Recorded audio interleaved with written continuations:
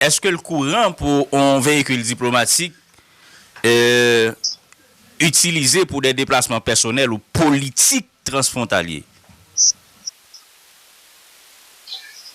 Est-ce qu'un véhicule diplomatique? Oui, est capable d'utiliser pour déplacements personnels ou politiques transfrontaliers? Ah non, certainement, oui, parce que n'oublie pas que Smith Oguissette est un conseiller président. S'il doit se déplacer sur la frontière vers la République dominicaine en utilisant la frontière pendant n'importe quel poste frontalier, ça aurait été mieux d'avoir un accompagnement de l'ambassade ou du consulat de la zone dans un véhicule diplomatique. Et moi-même, généralement, comme ancien ministre, si je vais à la République dominicaine, si j'utilise la route, et le consulat m'accompagne toujours pour un poste frontalier et après, moi, je passe pour moi pour le saut d'après la République dominicaine. Généralement, c'est ce qu'ils ont fait. Est-ce que pourquoi que vous pensez, m'a demandé, est-ce que c'est quand on a il faut mettre ça. Souvent, l'ambassade, c'est rapport du consulat à la. Donc, on est exactement ça. Et communication a mal passé, donc on peut essayer ouais, qui j'en qu'à améliorer et communication. Donc il est-ce que vous entendez là? Vous entendez bien? Et ambassadeur il attendez nous. Dans le très bien, dans le très bien, dans le très bien.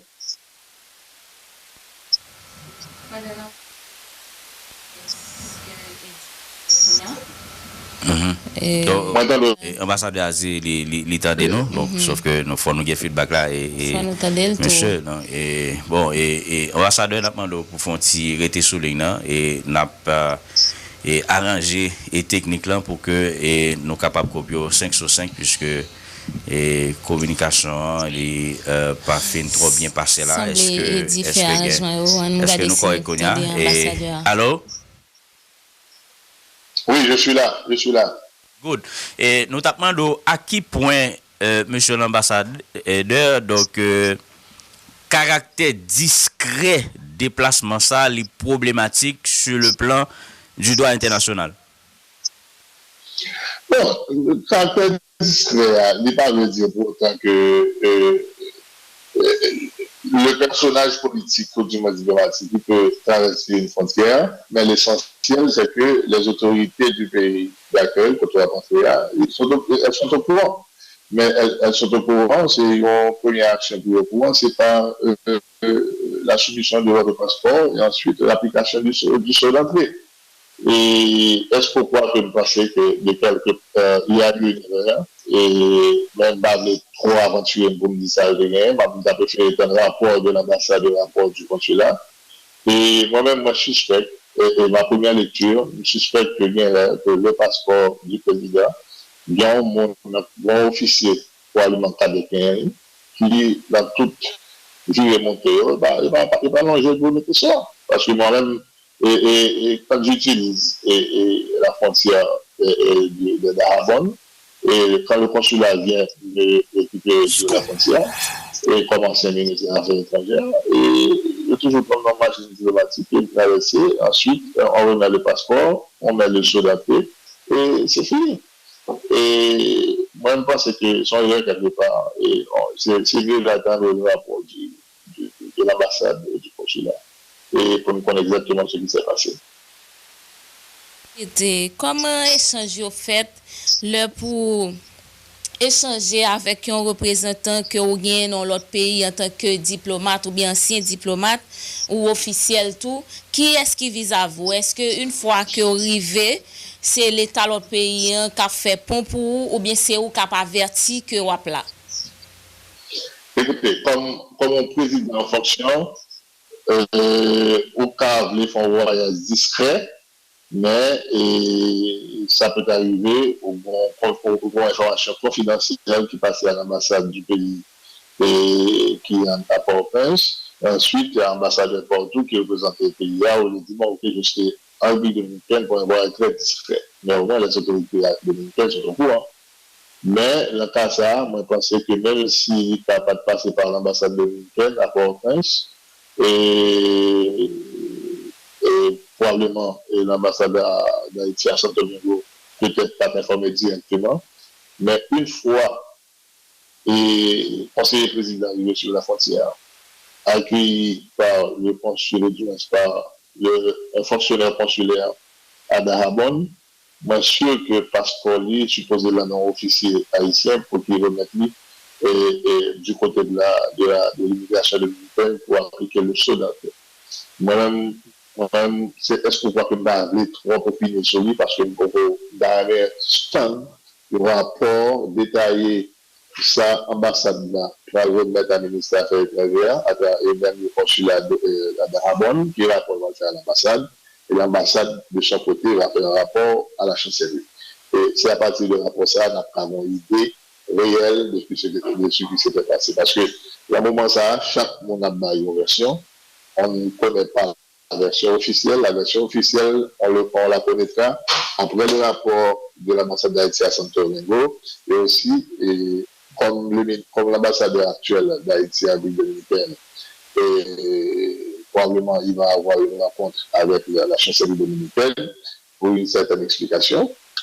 On saura exactement ça qui est passé, mais pour le moment, je pense qu'on doit attendre un rapport. Trop d'opinions qui parlent qui ont brouillé la radio, qui parlent présenter de manière erronée. Même préféré le rapport de l'ambassade et moi-même, ma lecture. Mon opinion, m'a dit ça pour ça vrai, même sûr qu'il est possible que le président Sebali t'a présenté devant officier pour mettre passeport. Son passeport diplomatique. C'est un officier du consulat haïtien qui normalement prend le passeport pour aller mettre le choses. Même parce que quelque part, il a sorti, c'est ça. C'est mon impression. Et il a sorti là parce que l'apprécié, la montée de sang, soit pas traité, etc. Mais on espérait que suite à la rencontre ambassadeur haïtien à Santo Domingo et chancellerie dominicaine, on saura exactement. Mais l'essentiel c'est que c'est malheureux. Ça va pas dériver là. Ça va dériver. Ambassadeur Bauxite, nous comprenons une position qui justement préférait tant que gain et consulat et haïtien qui bail rapport sur incident, mais gagner la République dominicaine bon côté parle qui parlait donc une intervention rapide de autorité dominicaine à Santiago qui fait et m'tabzou quelle est la portée de l'annonce dominicaine qui fait connaître que affaire il prend très au sérieux. Est-ce que nous avons parlé de une tentative de provocation ou bien un simple malentendu diplomatique? Bon, c'est normal pour que les autorités dominicaines disent prendre très au sérieux. Parce que jusqu'à présent, bon élément, dire qui très semblablement ça a été le cas. C'est le passeport qui n'a pas été remis à l'officier d'immigration dominicain. Il faut que ce soit en fait. Cela voudrait dire que l'aide du prend très au sérieux. Il prend au sérieux parce que c'était un président qui était sur son territoire. On m'a été arrivé, il a une responsabilité à l'extérieur. Et ensuite, quelque part, il y a l'impression que l'information n'est pas passée, qui n'est pas prise de mon côté à partir de l'ambassade à Port-au-Prince ou pas, parce que c'est un président qui vient. Et sur le territoire, même de la dit de manière privée et discrète, et au moins informé. Même parce que Jean-Marie Zola est la meilleure façon d'apprécier ce qui s'était passé, c'est à partir de ce rapport, non seulement du consulat à Dahabon, ou du consulat à Santiago, à l'ambassade d'Haïti à Santo Domingo, et le rapport de l'ambassade à la chancellerie haïtienne. C'est à partir de ce rapport qu'on saura vraiment effectivement ce qui s'était passé. Mais moi-même, j'ai toujours été avec telle possibilité ça, capable d'officier qui était en charge pour recevoir le passeport du pays. Il a remis sur là dedans, ça a sorti, bon, il accepte de ce côté-là. Mais,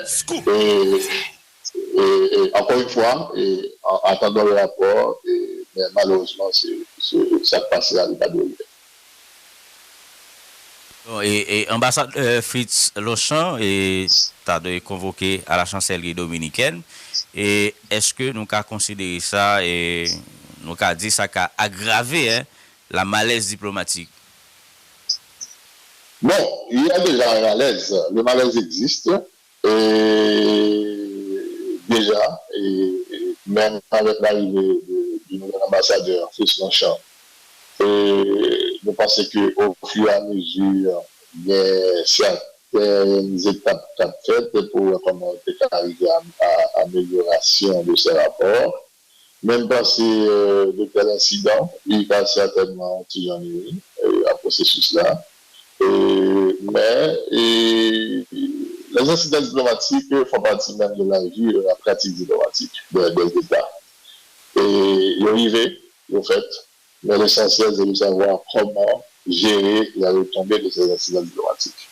Et moi, je pense que l'ambassadeur Fritz Lochan, qui est un ancien ministre des Affaires étrangères, qui a de profonde expérience diplomatique, je suis certain qu'il trouvera quand même un moyen avec les autorités dominicaines pour donner des explications et voir ce qui s'était passé. Et ce qui s'était passé, à un moment de la vie, je suppose que ça a été une erreur de la part d'un officier consulaire de l'autre côté. Parce que l'habillé Jean Pitoli avant, le conseil président, il n'y a pas de descente machinale présentée un officier d'immigration.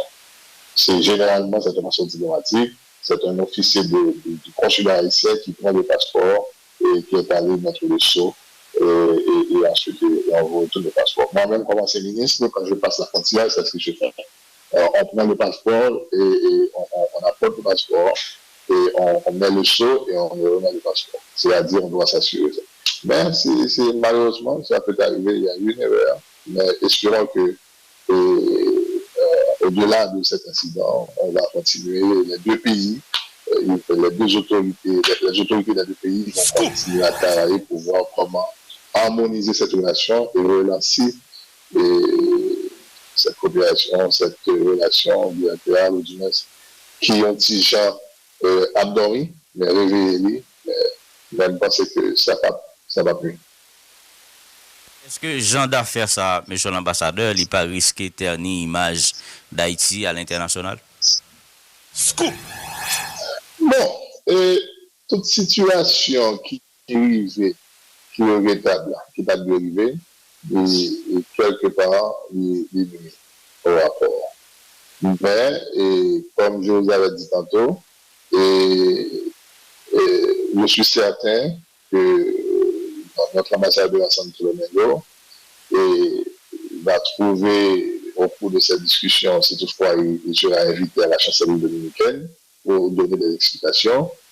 Et à partir du rapport du consulat à Dajabon et à l'ambassade, je suis certain qu'il va pouvoir donner des détails, clarifier ce qui s'était passé et exprimer les regrets des autorités haïtiennes, du gouvernement haïtien, et s'il le faut, présenter des excuses au nom du gouvernement haïtien pour ce qui s'est passé.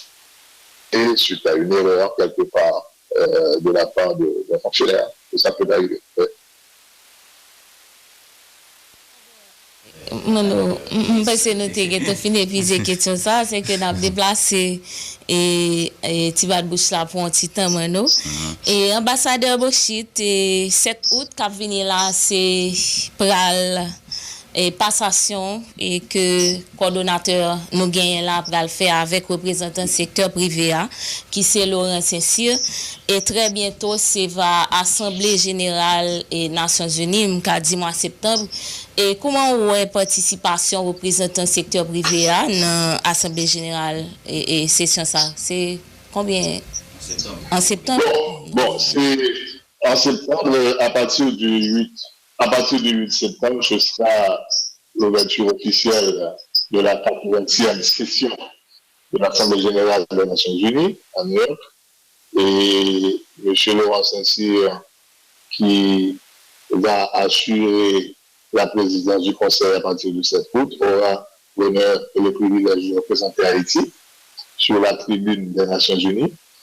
Je pense que ce sera encore une autre occasion pour le Conseil présidentiel de transition, à travers son coordonnateur, de, encore une fois, faire un plaidoyer pour la cause haïtienne sur la tribune des Nations Unies, parce que c'est une tribune mondiale. Pendant l'Assemblée générale, je pense qu'il aura l'opportunité de défendre, de faire un plaidoyer pour la cause d'Haïti, et notamment la situation actuelle d'Haïti, la crise que nous vivons. Il nous faut, et comme c'est le cas déjà, il nous faut une plus grande, non seulement une plus grande assistance de nos partenaires internationaux, mais il nous faut aussi présenter la nécessité d'une organisation comme l'Organisation des Nations Unies de continuer à soutenir, ou du moins de rendre beaucoup plus pragmatique son support à un État membre fondateur de cette organisation. Et on a parlé de 80 années depuis les Nations Unies existaient, et c'est 80e session, 80 septembre, et je pense que ce sera un moment phare pour le président Saint-Cyr du Conseil présidentiel pour s'assurer de se rendre à New York avec un message clair et comment Haïti doit espérer de ses partenaires internationaux, parce que nous sommes à un moment où seuls nous ne pouvons plus résoudre ce qui est là, mais il nous faut l'aide et l'assistance de nos partenaires internationaux, notamment de cette organisation qui est l'ONU, qui a été fondée et avec des objectifs clairs, la protéger et continuer à protéger tous les jours la paix internationale, la paix et la sécurité internationale. Et la situation d'Haïti, comme vous le savez déjà, reste une menace non seulement de paix pour la région, la sous-région, la région, et aussi, et parce que l'important pour éviter la consommation de cette descente aux enfers, c'est-à-dire qui a nuit à un effacement total de notre souveraineté. Et est-ce qu'on peut me penser que c'est une occasion que le président gagne? Et Haïti aura deux occasions importantes avant la fin de l'année 2027. Après l'Assemblée générale de la Nations Unies à New York en septembre, en novembre prochain, il y aura le 10e sommet des Amériques à Punta Cana en République dominicaine. Et quand je parle de ce 10e sommet des Amériques à Punta Cana en République dominicaine, je le soulève pour deux raisons. Non seulement ce sera encore une autre occasion pour le président Saint-Cyr de faire le plaidoyer pour la cause haïtienne, mais ce sera aussi l'opportunité pour les deux autorités de l'île pour le chita et comment ils peuvent améliorer le rapport et un rapport beaucoup plus fluide et plus normal. Et parce que au bon sommet des Amériques là, à Punta Cana, à Punta Cana, République dominicaine, vous imaginez si d'ici novembre, en décembre sommet en fait, par une amélioration de ces rapports entre les deux pays, vous imaginez et pas même une réouverture de l'espace aérien entre les deux nations. Et ça constitue un problème quand même. Il y a un malaise profond que je pense qu'il est important pour l'autorité au travail et je vois une façon pour résoudre ça parce que moi-même, depuis plusieurs mois, je fais plaidoyer pour une relance de la commission mixte haïtienne-américaine dominicaine. La commission mixte haïtienne-dominicaine, à travers l'aide du secrétariat, il y a une commission pour le travail pour améliorer la relation, comment planter des bases de dialogue constant entre les deux pays.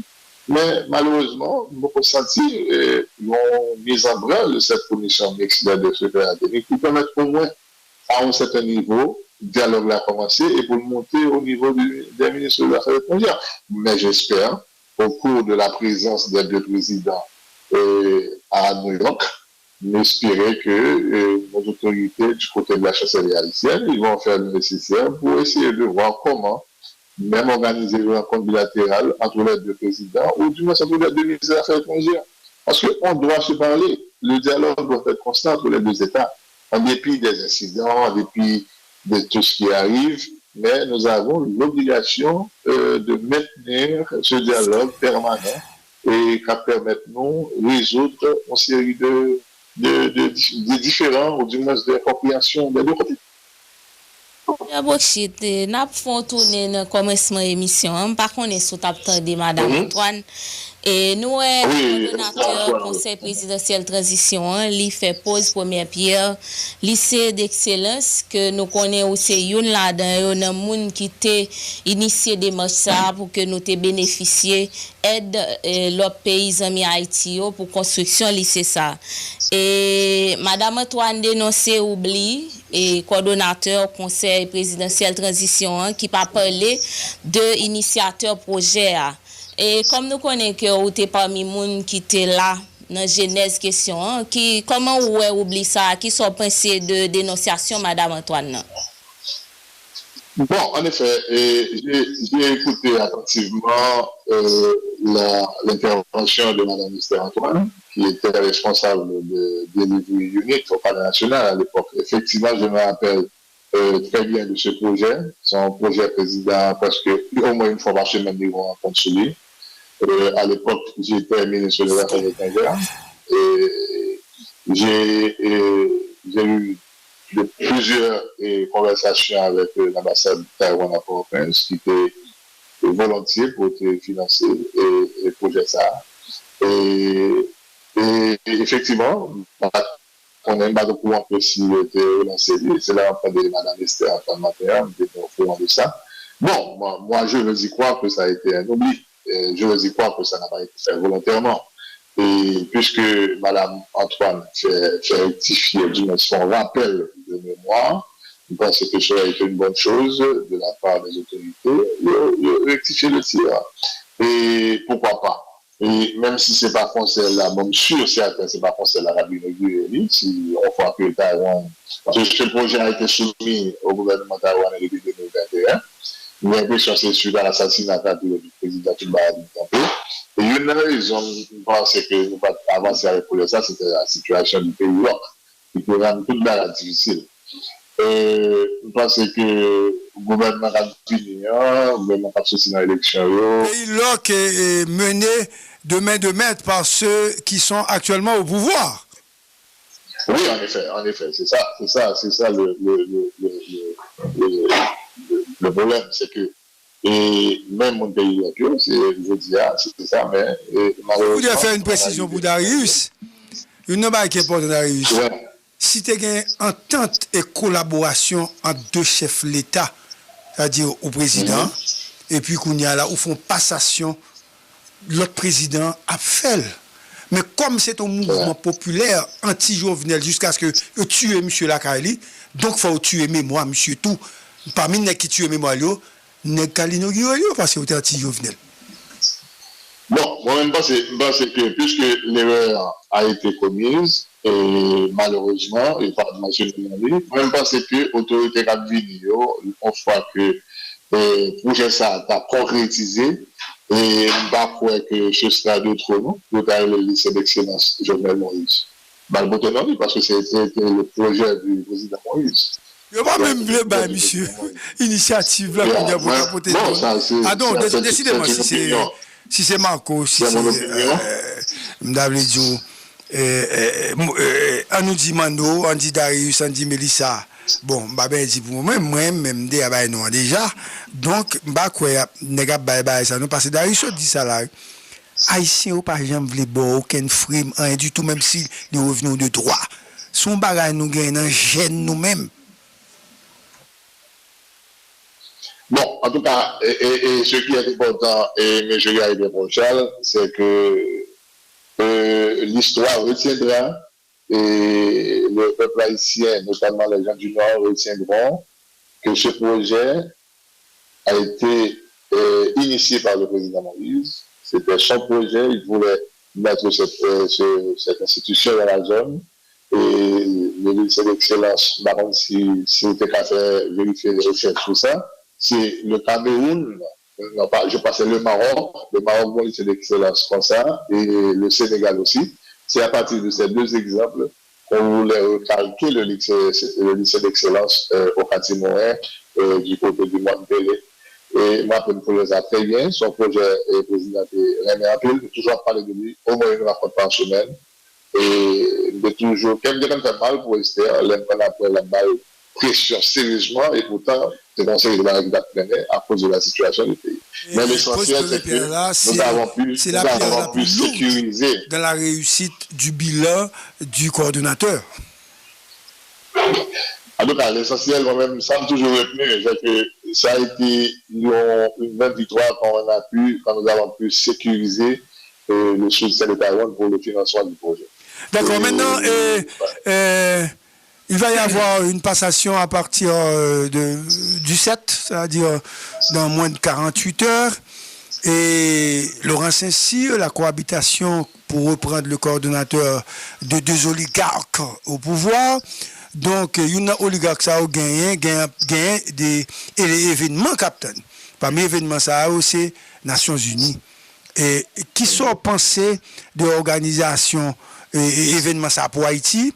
Est-ce que l'important pile et quel type de discours articulé dans situation de dans contexte aussi difficile, explosif, et côté monde qui va représenter Haïti, faut au moins le poton discours qui vient poids. Parce que l'année passée, Manoa avait noté là, c'était le verre d'eau et restitution, réparation, c'était l'humiliation, c'était la lutte. Tu vois, c'était un déchirement, les contradictions internes, etc. C'était la présence également de deux présidents. Mais aujourd'hui, ça va être Laurent Saint-Cyr. Est-ce qu'il n'y a pas un discours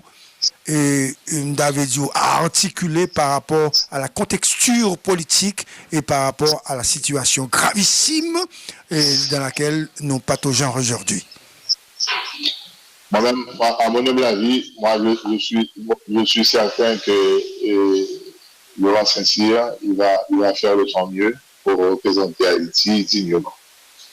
Et la deuxième chose, je pense que le contenu de son discours doit être un discours unitaire.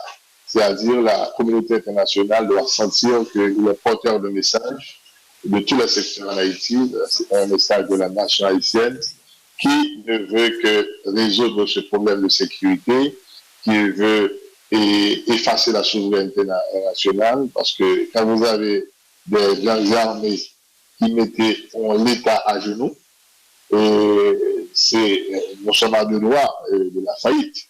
Mais au moins, il doit avoir un discours où il sait que l'État haïtien, même quand faible, la République d'Haïti, même quand faible, mais reste une république, même quand nous avons une souveraineté limitée, parce que nous sommes assistés par des partenaires internationaux, mais nous sommes fiers de cette souveraineté, de notre histoire nationale, de notre histoire de peuple.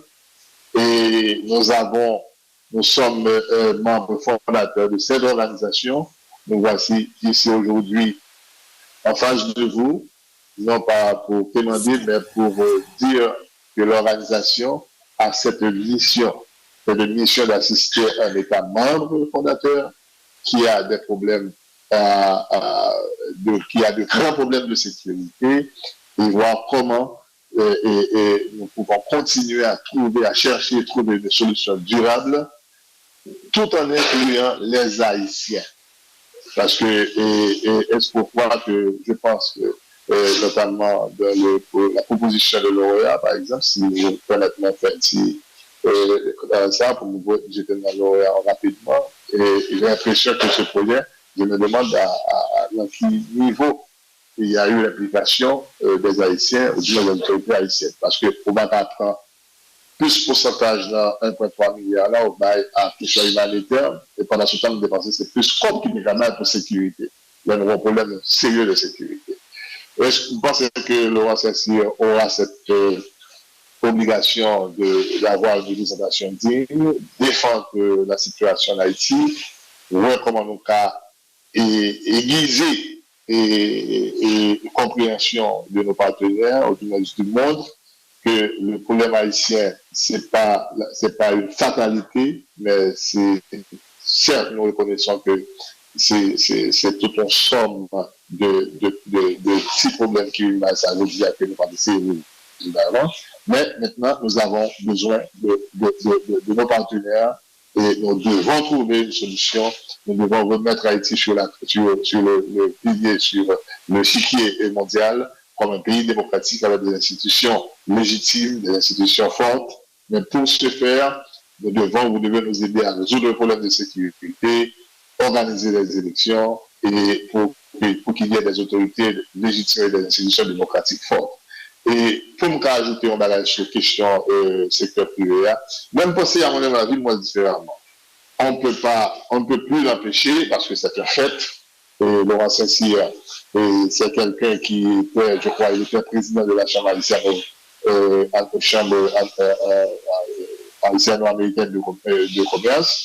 C'est mon expérience dans les affaires et aussi de Premier ministre. Eh bien, ce sera l'opportunité pour le secteur privé, de bâtir une occasion pour nous prouver de quoi le café, le capable. Et au moins, pour ton lueur d'espoir, c'est-à-dire au moins redorer blason sur la façon que généralement le percevoir dans la société. Parce que là, il y a un projet qui est important, parce que là, il y a, en attendant que sécurité retourne à Port-au-Prince, mais les deux grands pôles, le grand pôle du Nord, du Grand Nord, et pôle du Grand Sud. Donc, c'est des projets que l'État a initiés qui a au moins bon signal qu'on était dans un partenariat privé et public avec des signaux clairs de volonté à travers des chambres de carrière, des conseils régionaux de développement économique. Qui va venir avec des projets pour Grand Nord, Grand Sud, en attendant que la travail se pose sur les questions de sécurité. Ils ont un défi réel, parce que c'est le secteur privé, c'est eux pour créer des jobs, c'est eux qui étaient toujours campés, qui ont créé des jobs dans le pays, même dans la situation difficile, c'est eux qui ont le vecteur pour qui encourage le développement et l'investissement étranger, l'investissement local, etc. Là, son opportunité en or, il faut au moins pas dire qu'il y a fait une bagarre en si peu de temps qui était là, mais au moins lancer un grand projet qui a été marqué que l'autre autorité cabinatoire a continué sur. C'est ça l'essentiel. Parce que une bagarre qui va rien là, M. Gary Charles devait attirer attention sur ça. Le loi Hope Help. Mais malheureusement, loi Hope Help. Et je ne sais pas ce qui a été fait. Et dans les efforts qui fait pour renouveler le côté Congrès, mais loi Hope Help finit. En septembre, septembre il est expiré. Et malheureusement, il n'y a pas eu de vote au Congrès. Et cela veut dire que Haïti perdu l'opportunité, ça, son opportunité loi Hope Help perdu. Et surtout avec les nouvelles mesures tarifaires du gouvernement américain, qui est à niveau de 10% pour Haïti. Et par contre, s'il y a eu des négociations en police, je ne m'attendais rien sur une négociation faite avec l'administration américaine pour voir quel type de négociation nous avons fait en termes de réduction de qui va supposé passer de 10% en pourcentage, même 3% au moins. Mais avantage de l'Europe, c'était des exportations des produits haïtiens et hors taxes et sans droit de douane. Mais malheureusement, nous avons perdu la partie de septembre 2025. Et une nouvelle mesure tarifaire de l'administration américaine qui mettait Haïti en braquette 10%, m'attendait à un fait pour négocier pour voir comment. C'est-à-dire que c'est toute une série d'initiatives passées. Le fait que nous ayons deux mondes qui sont dans le secteur privé, qui ont connaissance de la question du monde des affaires, c'est ça qui permet nous au moins, et nous-mêmes, de mobiliser dans le domaine ça et apporter de vraies solutions. Même quand il peut arriver dans sa profondeur, c'est-à-dire pour résoudre tout ça, mais au moins jeter les bases pour un développement économique sérieux, une fois que la restauration de la sécurité est à une convertie, à une concrète, et là, on parle d'obligation pour nous faire des investissements et pour nous faire des encadrements à la petite et moyenne entreprise pour relancer le développement économique et pour créer de la richesse, pour attirer des investissements étrangers, etc. Donc, ça a son avantage que le secteur privé. Il y a du monde secteur privé au Carrefour. Monsieur l'ambassadeur. Ça a été un plaisir pour me débattre avec le matin. J'espère que Haïti va toujours sortir gagnant de tout. Et en dépit des différences des secteurs politiques, mais la gagnante doit être Haïti, et du moins le grand gagnant doit être le peuple haïtien. Parce que nous devons nous battre pour défendre ses intérêts et pour rendre mieux que ça.